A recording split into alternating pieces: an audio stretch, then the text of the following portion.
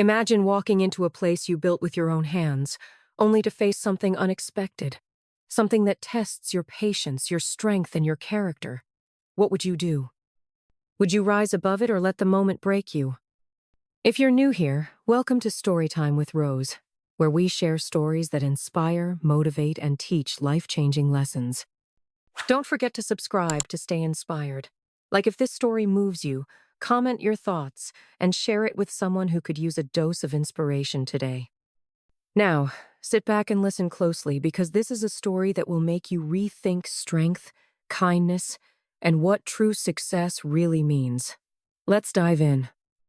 Shaquille O'Neal stepped into his restaurant early one afternoon. He had heard from the manager that they were short-staffed and that things were getting chaotic during the lunch rush. The usually calm manager was visibly tense, pacing back and forth near the host's station. "Shaq, we're drowning today," the manager blurted, throwing up his hands. Two servers called out and the crowd keeps growing. Shaq, towering at over 7 feet, gave his signature grin and clapped the manager on the back. "Don't worry," he said. "I got this." Before anyone could argue, Shaq headed to the back, grabbed an apron, and tied it around his waist. The kitchen staff paused for a moment, stunned, then burst into cheers. Shaquille O'Neal, one of the greatest basketball players of all time, was about to roll up his sleeves and serve tables in his own restaurant. He wasn't just an owner that day. He was a teammate. The lunch crowd was as busy as promised, but Shaq handled it with ease. He greeted guests, delivered plates, and even cracked jokes that sent laughter echoing through the dining room. Despite the chaos, Shaq's larger-than-life presence brought a sense of calm and joy to everyone in the room. But then, the atmosphere shifted. A group of well-dressed men in their mid-40s walked in. Their designer suits and expensive watches caught the eyes of the other diners as they made their way to a corner table. They carried an air of arrogance, the kind that made you wonder if they were used to walking into places like they owned them. Shaq noticed them immediately but didn't treat them any differently. He approached the table with his usual warm smile. "Welcome to the restaurant, gentlemen. What can I get started for you?" The men glanced at each other, smirking, before one of them leaned back in his chair and asked, "You're Shaquille O'Neal, aren't you? What are you doing working as a waiter? Lost your money or something?" The question hung in the air, dripping with mockery. Shaq chuckled softly. "Nope, still doing all right. Just helping my team out today. What can I get for you?" The men ordered their food, but the snide comments didn't stop there. As Shaq brought out their drinks, one of them laughed and said, "You must have had it rough growing up. Bet you never thought you'd own a place like this, huh?" Shaq stayed calm, his expression unreadable. "It's true. I didn't come from much," he said simply. "But hard work can take you a long way." Another man chimed in, his tone growing more condescending. "Hard work or just luck? I mean, let's be real, you're just a tall guy who could dunk a basketball. That's not exactly genius-level stuff, is it?"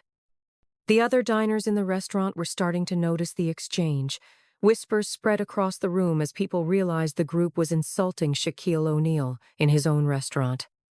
Shaq placed the drinks on the table and straightened up, his towering frame casting a shadow over the men.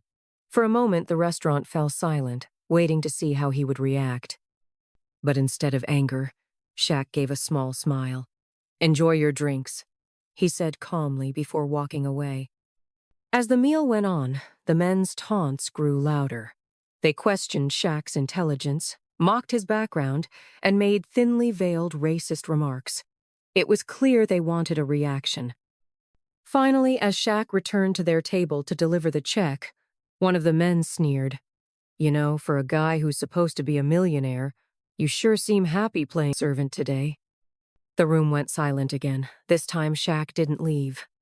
He set the check down on the table and leaned in slightly, meeting the man's gaze. "You're right," he said, his voice steady but firm. "I am happy. But do you know why?" The men looked at each other, confused.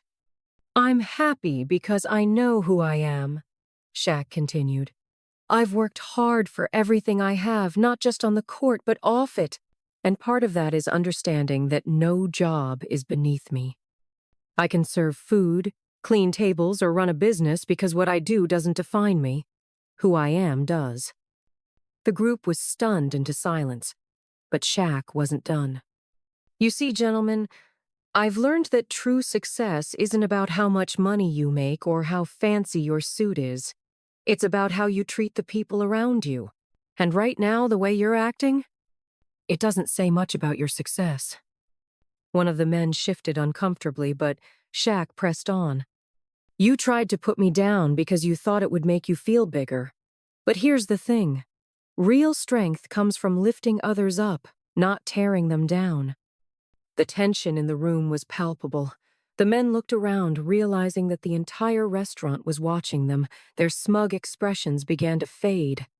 And then, in a moment that no one expected, Shaq straightened up and said, "But I get it. Maybe no one ever taught you that.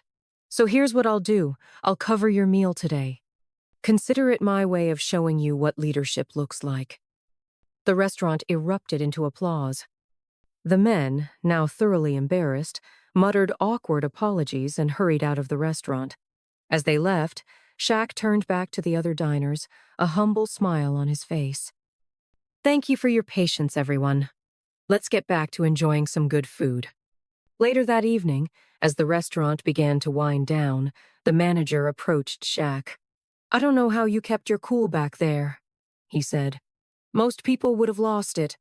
Shaq shrugged, his smile never wavering. "Anger doesn't fix anything. If you want to change someone's mind, you show them a better way." Word of the incident spread quickly, and people from all over the community came to the restaurant in the following weeks, not just for the food, but to experience the kindness and humility Shaq had shown. The wealthy men, too, were changed by the encounter. Days later, one of them returned to the restaurant not to dine, but to apologize. "You taught me something that day," he admitted. "I didn't realize how much I had to learn." Shaq accepted the apology with grace, proving once again that forgiveness is the greatest strength of all. And so Shaquille O'Neal's restaurant became more than just a place to eat. It became a symbol of unity, respect, and the belief that no matter who you are or where you come from, you have the power to inspire change one act of kindness at a time. And that's how Shaquille O'Neal turned a moment of hate into a lesson in grace and strength. His story reminds us that true power isn't in what you say to tear others down, but in how you lift them up, even when they don't deserve it. Kindness and forgiveness, that's real leadership. If this story inspired you, don't forget to like the video, subscribe to the channel for more motivational and educational stories, and drop a comment with your thoughts. I'd love to hear how this story resonated with you. And don't forget, share this story with someone who could use a reminder that kindness always wins. Until next time, this is Storytime with Rose, reminding you to stay strong, stay kind, and always rise above.